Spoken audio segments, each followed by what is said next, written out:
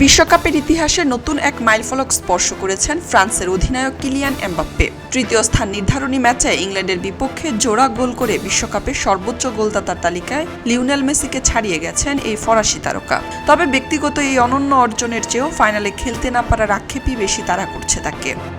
শনিবার মায়ামিতে অনুষ্ঠিত ম্যাচে জোড়া গোলের পাশাপাশি ব্র্যাডলি বারকোলার গোলে অ্যাসিস্ট করেন এমবাপ্পে।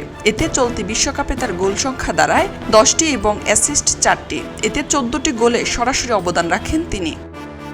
এর আগে 1970 বিশ্বকাপে পশ্চিম জার্মানির কিংবদন্তি ফুটবলার গার্ড মুলার 10 গোল ও 3 অ্যাসিস্ট মিলিয়ে 13টি গোলে অবদান রেখে রেকর্ড করেছিলেন। 1966 সালের পর বিশ্বকাপের ইতিহাসে আর কেউ সেই সংখ্যায় পৌঁছাতে পারেননি। এবার সেই রেকর্ড ভেঙে এককভাবে শীর্ষে উঠে এলেন এমবাপ্পে।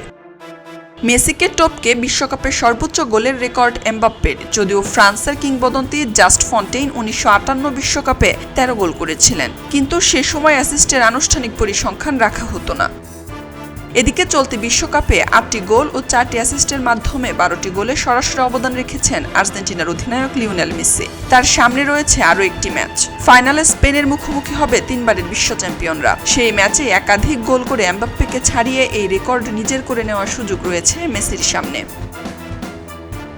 খবরের কাগজ, নিখাত, নির্ভীক, নিরপেক্ষ।